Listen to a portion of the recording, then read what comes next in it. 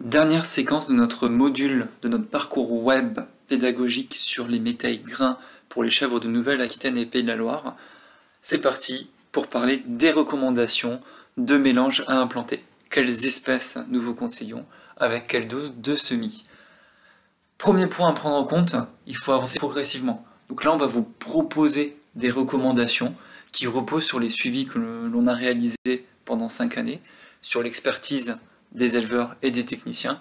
Donc il s'agit de recommandations qui sont assez robustes et qui en temps normal doivent permettre de proposer des métailles qui soient passe-partout au niveau de nos contextes pédoclimatiques de Nouvelle-Aquitaine et Pays de la Loire. Évidemment, il s'agit uniquement d'une base qui sera affinée en fonction des caractéristiques plus précises de vos sols, en fonction de vos objectifs et puis également de vos envies. Et il faudra avancer progressivement. Nos recommandations sont réalisées en fonction de doses de semis avec des espèces où on aura vérifié le taux de levée. C'est-à-dire qu'on est sur des doses de semis avec quasiment tendre vers 100% de levée. Si vous êtes sur du semis de semences paysannes, il peut être bien de vérifier le taux de semis pour pouvoir adapter la dose de semis en fonction du nombre de graines qui vont être germées. Donc allons-y pour les recommandations. Donc déjà, je vous propose de regarder ce graphique qui représente en abscisse le rendement réalisé en quintaux par hectare et en ordonnée le taux de matière azotée totale en pourcentage brut récolté. Donc vous avez de représenter par un point un métail qui aura été suivi chez un éleveur. Vous avez en bleu les métailles récoltées en 2016, en rose ceux récoltés en 2017, en vert ceux de 2018 et puis enfin en rouge les métailles de 2019. L'idée, à partir de cette répartition, c'est d'atteindre notre objectif d'avoir des métailles à plus de 30 quintaux par hectare et à plus de MAT, comme représenté sur ce schéma où on a mis nos valeurs seuil d'objectifs à atteindre. L'enjeu pour nous est de savoir pourquoi les métailles situées dans le nord-est, en haut à droite de l'écran, comment ils arrivent à être à plus de 35 quintaux par hectare et à plus de 16 de MAT, quelles sont leurs différences par rapport aux autres cadrans que nous avons à l'écran. Bon, nous voyons que la répartition des différents métailles récoltés dans ces différents cadrans est assez homogène, ce qui montre que l'on a à la fois des métailles qui vont être très performants sur les rendements et sur l'azote, d'autres qui vont être très performants sur le rendement mais pas sur l'azote produit, ou inversement. Et puis enfin, on a quand même des métailles qui ne sont ni performants sur le rendement, ni sur la protéine, donc entre guillemets, c'est ce que l'on aimerait ne pas avoir dans nos élevages. S'affiche maintenant à l'écran la qualité en protéines moyenne et le rendement moyen des différents cadrans, et on voit bien que notre objectif permet d'avoir en moyenne un métail à 42 quintaux par hectare et 18 points de MAT, ce qui est quand même assez intéressant. Donc tout d'abord, à partir de toutes ces données qui ont été récoltées et puis des éléments descriptifs que nous avons pu récupérer, nous avons fait une analyse statistique descriptive afin d'essayer de voir quels étaient les principaux facteurs qui influençaient le rendement et la valeur protéique. Sans surprise, on a un effet année qui est assez fort et qui va avoir un impact sur le rendement et la valeur protéique. Donc l'effet année, c'est principalement les conditions climatiques, notamment la pluviométrie pendant la période hivernale. Est-ce que le métail a eu les pieds dans l'eau ou non?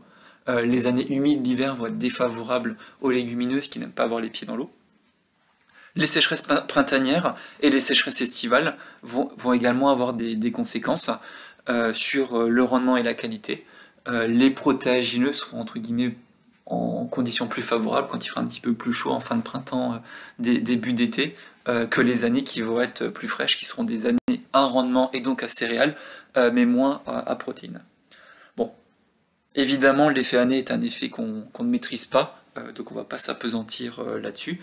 Comme on a vu précédemment, si on est entre guillemets sur des bons métails qui sont implantés, on aura quand même une certaine stabilité dans la réussite de nos rendements et notre valeur protéique.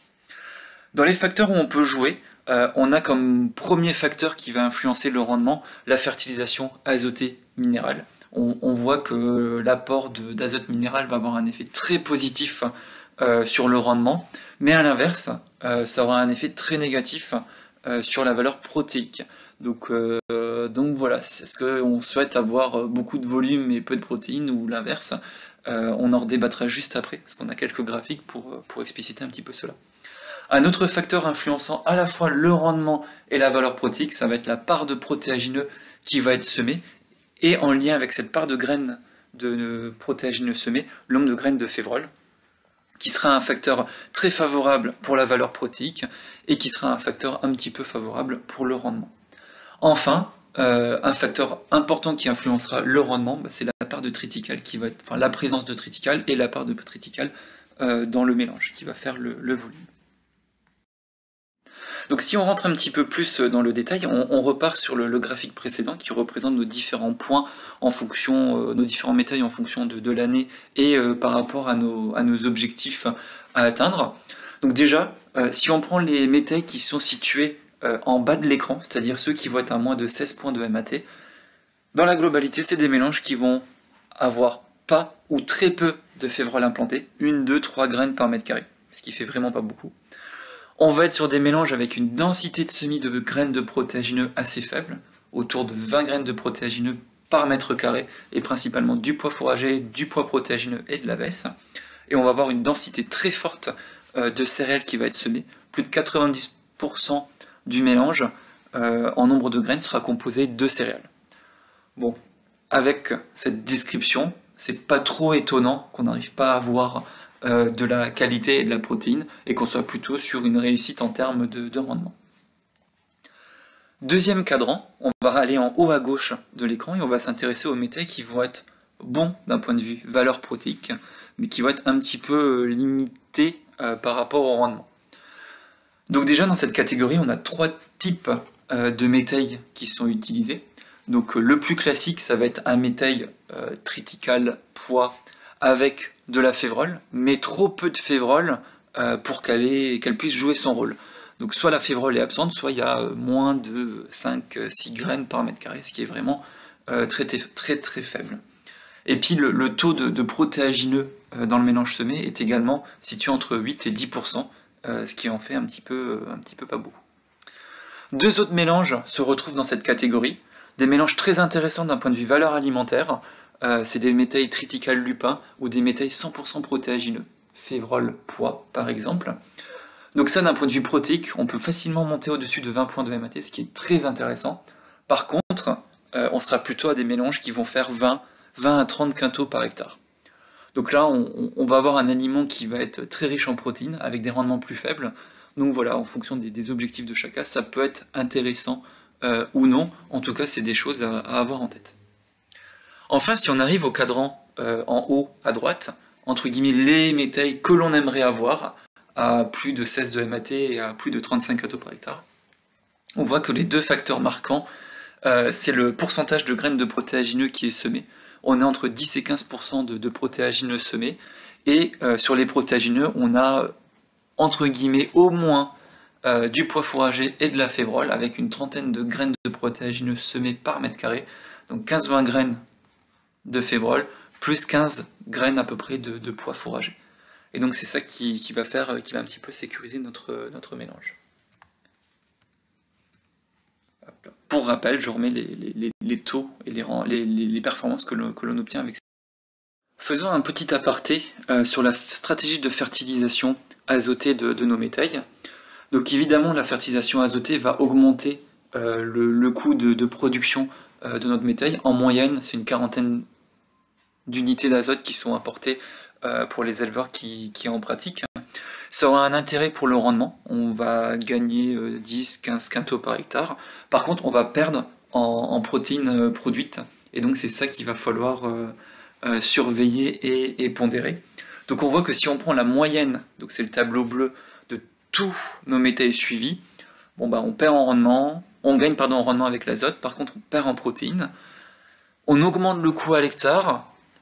Par contre, on diminue le coût au tonnage produit, ce qui est normal. Donc voilà, si on prend en compte uniquement la moyenne de notre échantillon, ça peut éventuellement être intéressant économiquement de faire le métail, pas forcément zootechniquement, parce qu'on va diluer la protéine de notre concentré. Bon, par contre, si on prend en compte notre objectif, ce vers quoi on veut vous amener à aller, c'est-à-dire le tableau jaune, eh ben on voit qu'avec apport minéral d'azote ou sans apport, on arrive à avoir des mélanges qui aient des rendements et des valeurs en protéines qui soient similaires avec ou sans azote minéral. Sauf que derrière, le coût ne va pas du tout être le même, et il vaut mieux cultiver un métail sans azote, parce que derrière, ça sera des intrants en moins et des passages de tracteurs en moins également. Deuxième point, ça concerne la févrole. La févrole, on l'a vu, ça permettait d'avoir entre guillemets, les mélanges les plus performants et les plus stables. J'aimerais bien appuyer un petit peu cela avec ce schéma, ce tableau. On voit, donc on a fait le tri en fonction du nombre de graines de févrole semées. Plus de 10 graines de févrole par mètre carré semées, peu de févrole ou pas du tout de févrole semées. Et on voit qu'il y a un gradient qui se fait à la fois de MAT. Quand on a plus de 10 graines de févrole par mètre carré semé, on est sur des mélanges qui sont à 17 points de MAT en moyenne. Peu de févrole, on est sur du 16 points de MAT. Pas de févrole, on est sur du 14 points de MAT.